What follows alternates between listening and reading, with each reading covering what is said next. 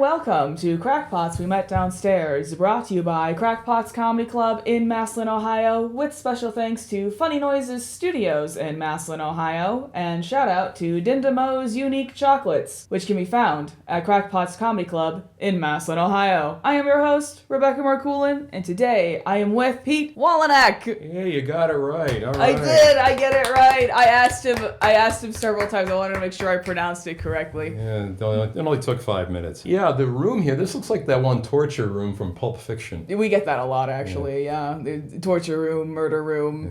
Bring out the gimp. Oh no! I analyzed Pulp Fiction in my film school, actually, for film class. No kidding. It's one of the films that we. What was the conclusion? The interviewee turns on the interviewer. Well, it depended on what people were looking at. So, like, somebody was mainly looking at script or writing or cinematography or something like that. I don't remember what my focus was, but it was like a whole project thing. I think it was a couple of people. We all worked together. But I had a good grade on it. I remember I did well on the project. Right. So. Yeah, I like how the story's all interlocked. It's pretty good for a first film from Quentin Tarantino. I think that was his first feature film, wasn't it? That's a good question. I don't know. I'm pretty sure he was like the Pearl Jam of film, where the first album was great or the first project was great. I mean, everything else of his it's been kind of a seesaw as far as what was good and what was not, but for the most part, he's a damn good filmmaker. Yeah. And Pearl Jam is a damn good band, except for the time they lost to Ticketmaster, but that's a whole other story. Oh, no. Yeah, they were fighting the fees and all that back in the 90s, and they ended up losing out. Anyways, yeah, well, that just brought the whole interview to a halt. That's all right. It's open mic night tonight at Krackpots. You were downstairs. Madison brought you up here. I had just finished interviewing somebody else. Tell me, how we feeling? Describe the vibes. What's a good vibe? I mean, everybody seemed to be in a good mood. I was just running my set that I was going to be using tomorrow night. Or when is this going to be airing, by the way? We've got like a 3-month backlog. Oh, 3 months. Okay. So you're going to be here for a bit. But... Okay, well, I was just running the set that I was going to be running for my set that I was going to be doing for the World Series of Comedy prelim/satellite, whatever they want to call it, at the Funny Farm in Youngstown/Warren, Ohio. And whenever this airs, I will have either won the satellite or lost the satellite. So basically, I just wanted to run the material just to see how it felt and just wanted to see what the crowd was going to do for me here. And it was fairly well received. So actually, I didn't get through the whole set. They were laughing too long. so that's a good problem to have. Isn't that the best? That's a great problem. Best? There was one piece that I was thinking about putting into the set. I will have done a 7-minute set by the time people are hearing this. And there was one element I was debating putting in, but it kind of conflicted with a prior element, so I decided to change things up a little bit, so I had to throw something else in. So it felt like it timed out okay, because I was doing a 7-minute set for a World Series of Comedy. I got to remember to put things in past tense at this point. You don't have to put things in past tense. It doesn't matter. We've already mentioned that this is a backlog, so, a lot of people will promote the stuff that's coming up right after the interview. Right. But then they also plug, like, oh, what's your website? So they have, like, their socials and stuff, and people can follow you there. So if they hear you, they're like, oh, I missed him at the satellite. And then you're like, but wait, I have social media. Yeah. Haha, follow me there. Hope you're enjoying this at the beach this summer. Heck yeah. Yeah, it was a good set. The vibe seems to be really good for Thursday night open mics here at Krackpots, which is so unlike where I live. Really? Yeah. What are the vibes where you're from? Louisville, Kentucky. That's where I currently live. I'm originally from Detroit, Michigan. But by this point in the summer, I'm hoping that my home club, Caravan Comedy Club, will have found a new location. They're getting bounced out of where they've been for like almost 40 years. And the strip mall where they're currently located is being torn down to make room for a Publix. So corporate America killing a standalone mom and pop comedy shop. Yeah, it's unfortunate. Well, they just ground this interview to a halt, stopped you dead in your tracks. That happens sometimes, though. Yeah. Efforts are being made to try to find a new location. The owner, Diana Comstock, is actually fielding offers from city officials in different parts of Louisville. They've all expressed an interest in bringing the club to their parts of town. So at this point, she's just weighing through offers. Or who knows, by this time, she may already have a location. But that's what we're all, knock wood, hoping for. So that's kind of where things are with me. Wow, that's a lot. It is. There's a lot going on. Yes. Louisville Comedy Club, which is part of the Bark Entertainment chain, they're in direct competition. They're doing fairly well downtown. Of course, that's kind of a double-edged sword because they just settled a federal sexual harassment lawsuit. So who knows what's going on with them internally as far as like what their future plans are. Because I'm sure that they don't own the building. They're just renting the space where they're at. And who knows what the owners of that space are thinking about that. But from what I understand, the Louisville Comedy Club's actually taking steps to make sure that doesn't happen again. They're signing people up for, I guess, seminars on how not to sexually harass people. Well, that's good. Yeah. I guess. So, yeah. Yeah. Well, I mean, it's show business. Unfortunately, that's going to be an element in any part of show business you happen to be in because, you know, you got damaged people, damaged, horny people. It's just something that needs to be kind of maintained and an eye needs to be kept on it. Am I boring you? No, I'm listening. I'm listening. And that's just a lot to process. I'm going to be honest, Pete. There's a lot going on. There is, yeah. In Louisville, Kentucky comedy scene. Yes, there is a lot going on. Chris Kettler is doing a great job up here as far as I can tell. I mean, I've not seen open mics this full on a Thursday night and full of people who are definitely into the open mic. So Krackpots is one of my favorite places to perform. I've headlined here a couple of times already. I usually feature on the road, but Chris brings me in the headline for his clubs. That's awesome. Yeah. What's the most interesting thing that's happened when you were headlining here at Krackpots? The most interesting thing? Yeah. I can't think of anything interesting, to tell you the truth. It was just a boilerplate meat and potatoes headline gig where a few more people could have been in the crowd, but the sets went well and everybody had a good time as far as I could tell. Nothing like unusual happened. I mean, there was like, I think one time where some drunk lady was heckling trying to go toe to toe and it just wasn't working. So that was about it. What's the most interesting thing that's happened when you were on the road?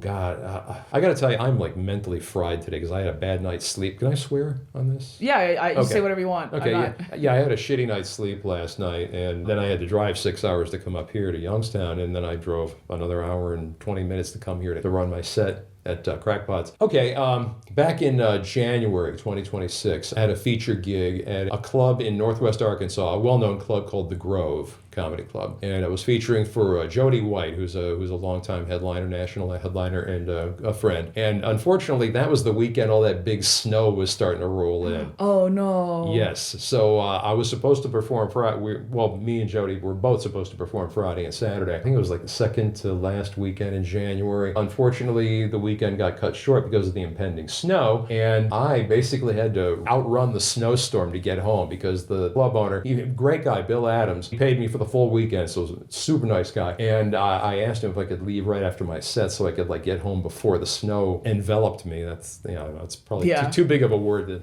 I was trying to think of a simpler word. Overtook me. No, enveloped is a good word. Yeah. But anyway, I asked him if I could cut out before the snow buried me, and he said, yeah, no problem. So that was cool. And in recent memory, that's the only thing I can think of. Nothing really outstanding happened.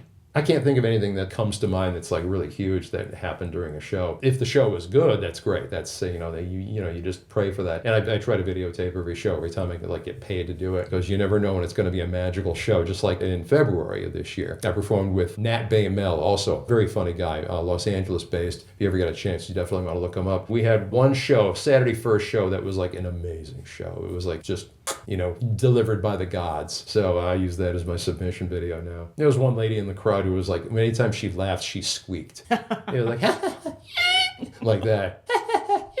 Gotta love the weird laughs that you hear, honestly. I was trying to get like a solid set so I could submit, so I didn't want to do a lot of crowd work. I wanted to make sure it was mostly material based, so I didn't really do a lot of back and forth with that, but we all could have had a lot of fun with that, but I just chose to plow through. Sometimes you gotta make that call, though. Yeah, absolutely. Yeah. This is supposed to be a comedy podcast. I don't know why I'm being so damn serious. That's okay. Don't worry about it. Every episode is different, Pete. I'm going to tell you. I never really know how these conversations are going to go. I have an idea of what I want to ask, and but for the most part. Well, you could probably ask a question like, do you have any jokes that you think are great but for some reason don't work? Do you have any jokes that you think are great but for some reason don't work? I'm so glad you brought that up. Yeah, there's one joke I do a little bit on marriage, and it's my opinion that the last line in the wedding vows is what causes divorce. Till death do you part. This is my opinion. People must think it counts when the marriage makes them feel dead inside. Oh, that's sad, Pete. The one time it finally started to work, I did a show in earlier March, and I did the line, and people loved it. So who knows? Maybe this is going to be my turnaround year for that part of the bit. I think I wrote it pretty well. It felt like it. I mean, you liked it, and you never heard it before, so, or at least you seem to like it. It's funny, but it's also sad. So I laugh, but I'm like, oh, it's a sad laugh. Yeah, well, a laugh is a laugh at this point. I mean, you got to wonder why the divorce rate is so high. In my opinion, that's probably a factor. Somebody's using using that as a loophole. Well, is to it get a- around the till death do us part thing. Is it a loophole, or is it just people not necessarily realizing what they signed up for? Probably a little bit of both. People have been getting married for centuries. So you have to have some idea of what marriage is all about when you finally take the plunge and make that step. So I think my opinion's better. You think yours Yeah, I think is my take on it better? is better, yeah. They just you want to get out of it and they got to think of a good way to do it and still be okay with God. How do you feel about the divorce rate? Are you Well, it's any type of way about it, or just Yeah, it's observing that? It's just out of control. I mean, granted, people back in the day, the silent generation, like pre-baby boomers, the World War II generation, they stuck it out. And they probably realized maybe at some point they probably could have just bailed, but they chose not to. And then, of course, the whole free love thing started happening with the baby boomers in the 60s, and people started coupling and then uncoupling legally, and divorce attorneys are probably happier than a pig in shit over the whole thing. And they're the ones that are probably loving gay marriage, because that means gay divorce. That just doubles their income stream. You think so? It sure seems like a sound theory. I mean, you'd have to actually sit down and interview a lawyer to find out, to see if that's actually happening. Google AI might actually have something on that. I'm going to look that up when I get home. Google AI has been great. I feed it all sorts of questions. What's the most interesting answer Google AI has given you? Does apple cider vinegar really help you burn fat? And Google AI said no. Why were you asking Google AI about apple cider vinegar? Well, I've been on a health kick. I've lost like 45 pounds in 8 months.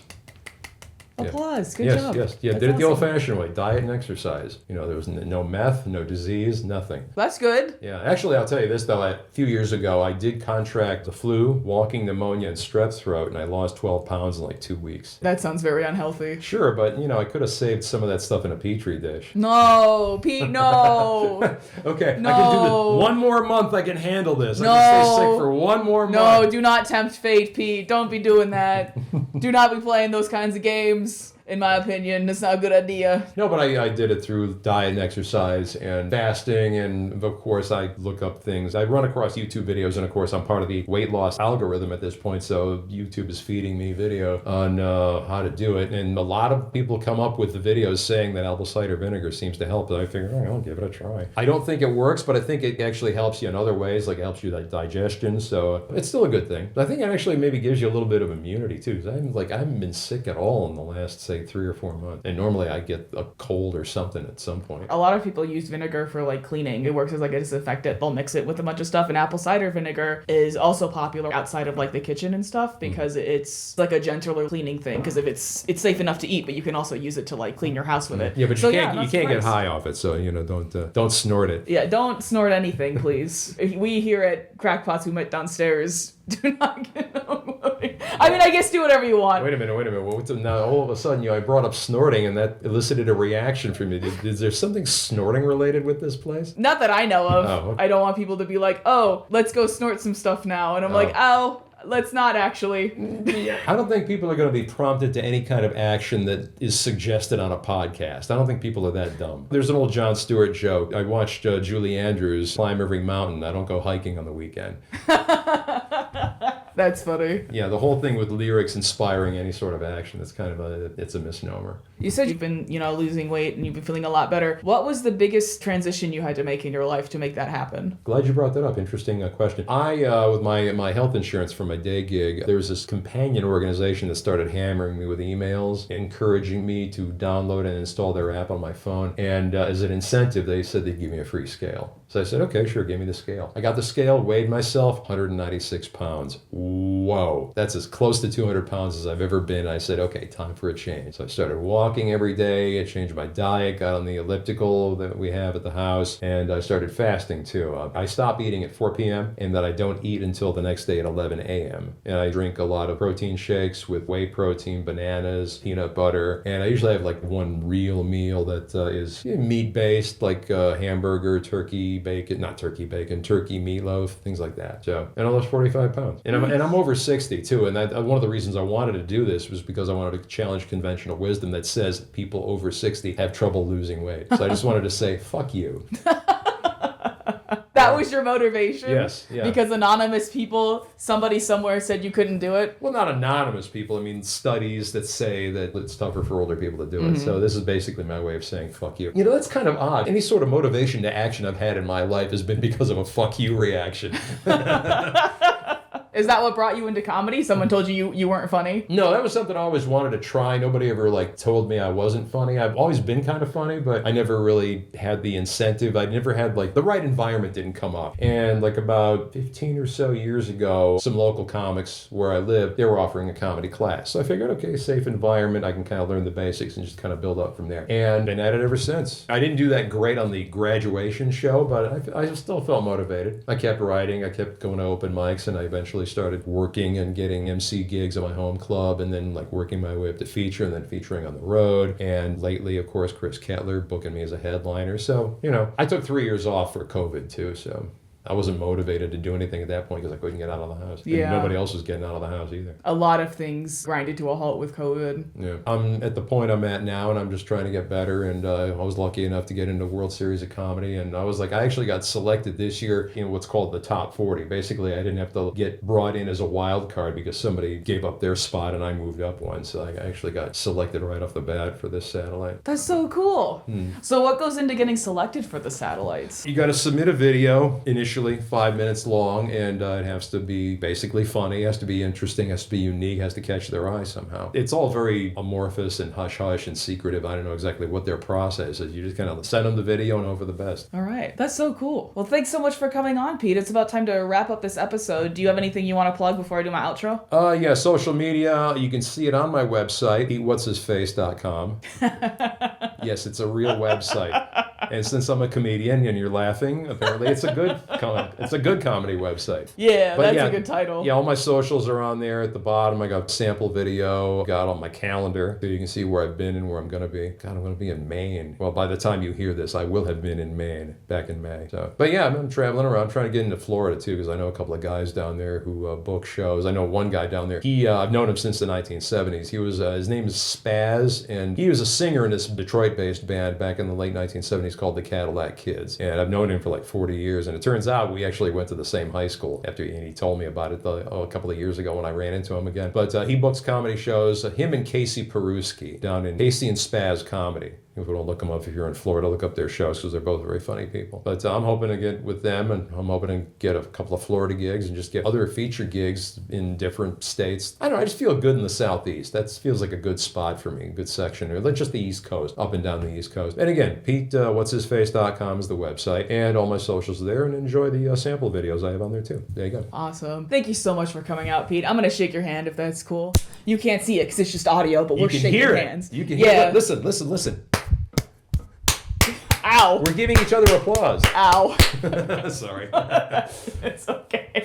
You are good. All right, guys. Well, that about wraps up this episode of Krackpots We Met Downstairs. This show is pre-recorded, but don't let that stop you from coming in to Krackpots for a live show. You can check out our schedule at krackpotscomedy.com, see what strikes your fancy. If you come to a Friday or Saturday show, tell them Rebecca sent you, and you will get $5 off of your check. Holy cow! Heck yeah, Pete! And while you are here at Krackpots Comedy Club in Maslin, Ohio, you can check out Dinda Mo's Unique Chocolates. She's got our own kiosk right in the front of the club, and you can also order Pigs in Mud, which is a specialty item from Dinda Mo's Unique Chocolates, sold only here at Krackpots. It's a little brownie shaped like a piggy that's covered in chocolate and then coated in chocolate syrup. Oh, it's so good, you guys. You should order it while you're at the live show that you found on crackpotscomedy.com. And sexual chocolate. Yeah, sometimes. And we didn't mention this earlier, but we are actually recording this podcast in an old radio station right above Krackpots. We've got one room dedicated to podcasts, but we've got a couple of other rooms that aren't really being used right now. So if you've got a podcast, or maybe you've got like a short film you need a location for, you can reach out to nfpbookings@gmail.com and get more information on all of that. That sounds like an Oprah Winfrey thing. You get a podcast. You get a podcast. Everybody's got a podcast. Well, I can't give you the podcast, but you can reach out to nfpbookings@gmail.com and they'll give you information about maybe finding base for your podcast.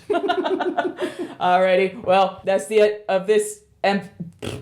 If I could speak, that would be great. This episode is over. You can fix it in post. Yeah, I'll fix it in post. Thanks for watching. Thanks for listening. And I'll see you guys next time. Bye!